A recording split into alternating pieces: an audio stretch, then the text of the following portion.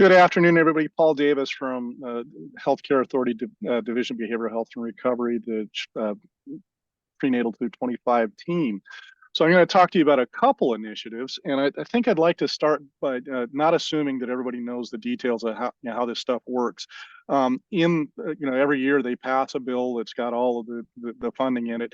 So that's Senate Bill 5187, as I think Rachel mentioned. And if you look at it, 215, Section 215 is where all the healthcare authorities funding goes, and then there's a whole bunch of subsections for that. So I got a couple of these.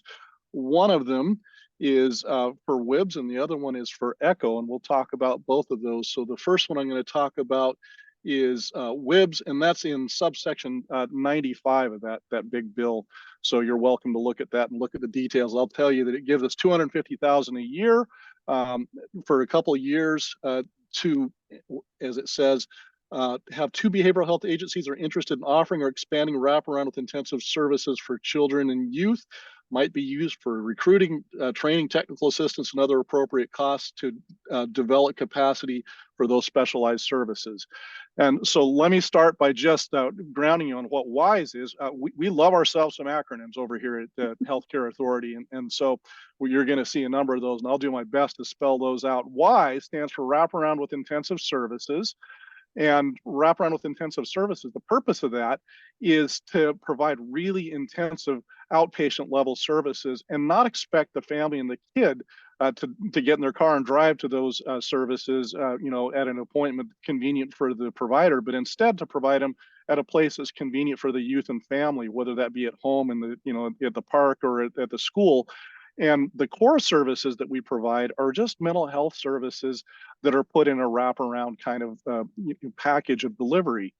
So think about getting individual therapy, family therapy, group therapy, medication management, and some other things like peer services, but not expected that you have to drive and meet an appointment, but it's something convenient to you and done where it's meaningful to you. We also expect that we're going to have an opportunity to get together and get pointed in the same direction on all the services that the kid is having. And so we use a child and family team meeting to get on the same page. And so that care coordination becomes a really important part of it. When we started doing WISE, I came on in 2015, didn't think a lot about serving a great number of kids that had autism or developmental disabilities, but it's become an increasing part of the kids that we serve over time. And so one of the services I didn't mention, and a couple of them, is like things that we don't provide as core services would be things like going to the doctor for a medical appointment, or the dentist, or if you're in school, you've got an individualized education plan, IEP, or maybe you're working with child welfare, and they have some ideas of things that are going on. Trying to coordinate those things and point them in the same direction is important.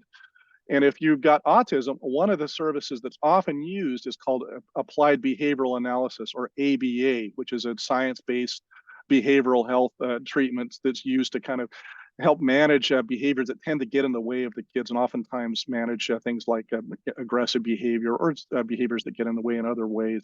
So that's not something that's part of the WISE core services, but it's often coordinated by WISE. And our thought was, well, what if we had an ABA agency be a WISE agency? And that would be interesting. And it might make it so that, that we get better outcomes. So that's what we did. And we created Wraparound with Intensive Behavior Services, or WIBS. How do you get into it? Same thing as you get into with WISE. You got to be medicated. You got to be on Medicaid in Washington State. We have what's called a Child Adolescent Needs and Strengths, or CANS screen, that indicates that this is the right level of service for you. You need to have a mental health diagnosis, and if you don't meet the WISE screen algorithm, then the team can say, I think you fit anyway, and we do a clinical override. That happens sometimes, and that kind of indicates medical necessity, which says that the treatment fits the need. And so that medical necessity is determined by having the right diagnosis, and that, yeah, this is the right level of need. Again, we have many kids that are very effective in WISE and don't need to be in this high level of intensity. And this was especially for kids that might not talk, might be very verbal, and oftentimes are aggressive and aren't a very good match for what our WISE program can do. Can we go to the next slide? So our partners and our timeline, we have one agency already in place. Lilac City is over in Spokane, and we've got them under contract. Molina is the managed care organization, or the MCO, that we originally partnered with to set this up. We'll be expanding it pretty soon, but we started with Molina, and Lilac City has already started to provide service in Spokane. And with this new funding from the legislature, we actually gave them some money to expand, and we're trying to work on getting them set up in Pierce County too. We have another agency that we're working with. We don't have it in place yet, but we're hoping to get King County, and there are larger agencies, so we'll hopefully get not just the first one, but the second one, but it's going to take some time. In addition, I think it's just important to note we serve thousands of kids in WISE, and it's a lot. And a big number of these have big time needs. It's not expected that WIBS is going to meet the need of everybody that we got, and that's just a reality that we're facing. This is a kind of a pilot at this point to see if it works, and it's pretty clear that the demand is going to outstrip the supply at this point. And so I just want to do some level setting, is that while that we're very excited about this, we do expect that we're going to have more demand than supply.